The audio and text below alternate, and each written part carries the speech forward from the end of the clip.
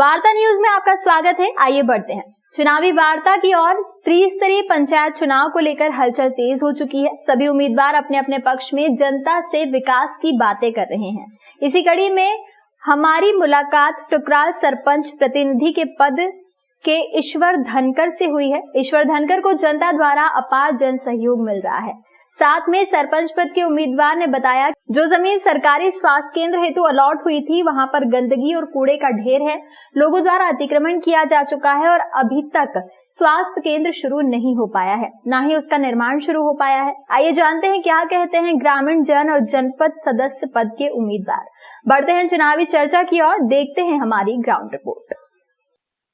नमस्कार, वार्ता न्यूज में आपका स्वागत है। मैं अशोक परमार और हम पहुंचे टुकराल गांव जो माकड़ोन रोड पर स्थित है और यहाँ से जो सरपंच पद के उम्मीदवार है ईश्वर सिंह धनखड़, उनसे बातचीत करेंगे। साथ में ग्रामीण जन है, उनसे बातचीत करने की कोशिश करेंगे कि किस प्रकार की समस्याएं हैं गांव में और ग्रामीण जन किन समस्याओं से ग्रसित हैं।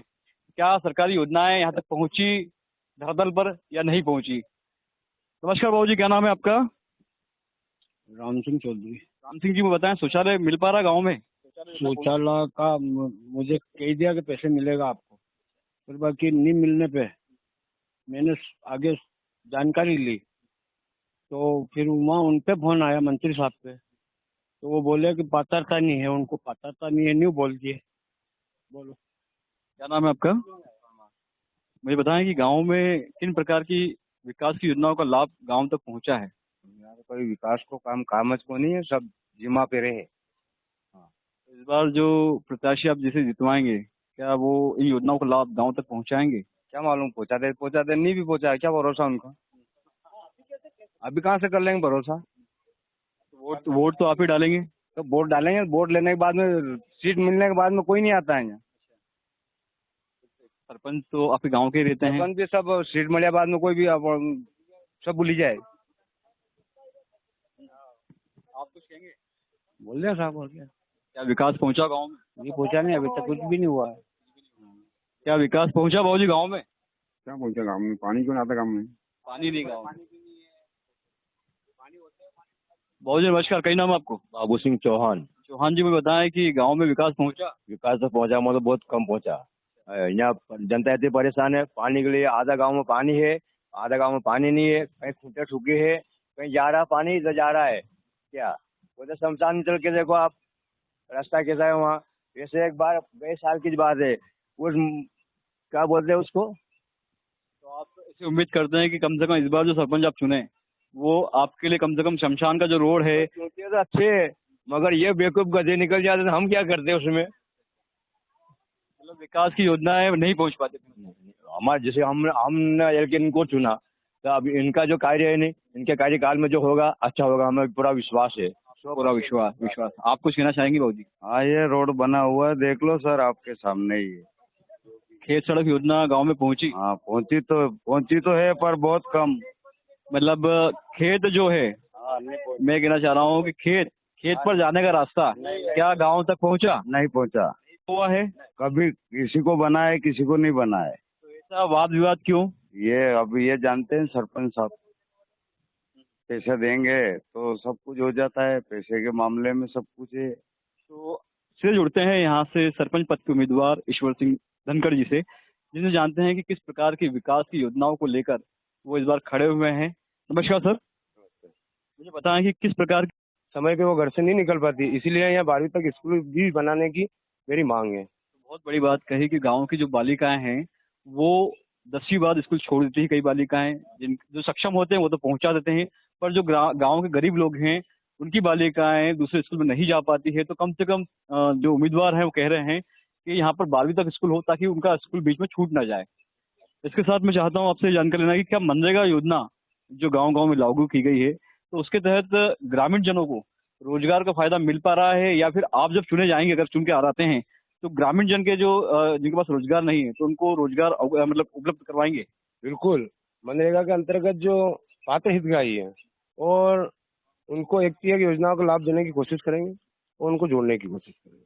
हमें तो ऐसा मालूम हुआ, कई गाँव में हम जब भ्रमण किया तो मालूम हुआ कि केवल मशीनों के द्वारा काम होता है और कुछ चुने हुए लोग रहते हैं जिनके खातों में वो सरपंच पद के लिए खड़े हुए हैं?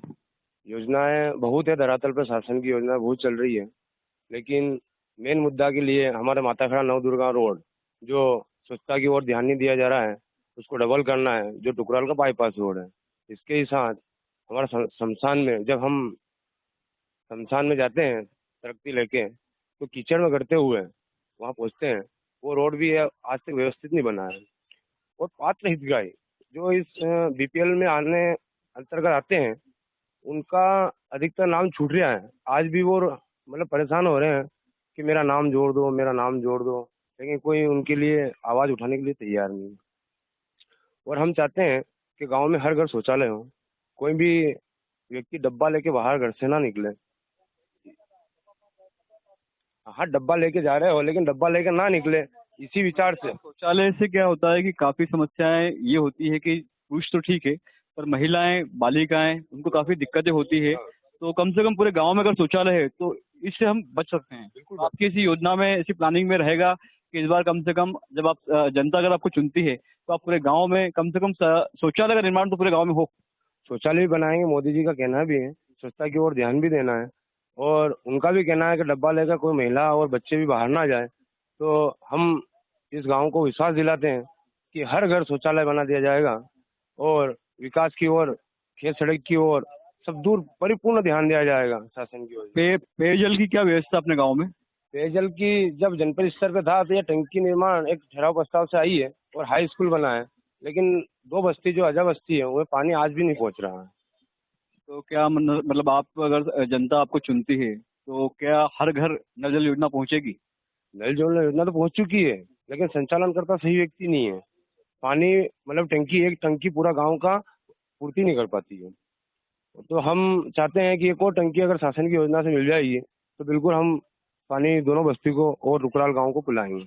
हमें मालूम पड़ा, यहाँ कई ग्रामीण जनता ने बात करी तो हमें मालूम हुआ कि गांव में जो जिनको पेंशन कई लोगों को मिल नहीं पा रही, गांव के जो लोग हैं, बुजुर्ग हैं, तो पेंशन की योजना नहीं पहुंच पा रही है। तो क्या आप अगर चुन कर आते हैं सरपंच के लिए तो आप इसी योजना को वहां तक पहुंचाएंगे? बिल्कुल, पेंशन योजना में तो मैं आज भी ध्यान दे रहा हूँ, और आया समय पे अगर गाँव वासियों का आशीर्वाद रहा और सरपंच बना तो मैं वादा करता हूँ कि हर घर पात्र हितग्राही को पेंशन पहुंचेगी। और मेरी इसके साथ एक और डिमांड है कि यहाँ हाई स्कूल 10वीं तक है, जो यहाँ की बालिका यहाँ 10वीं के बाद 11वीं में दूसरे क्षेत्र में जाती है, मतलब बस की व्यवस्था नहीं हो पाती।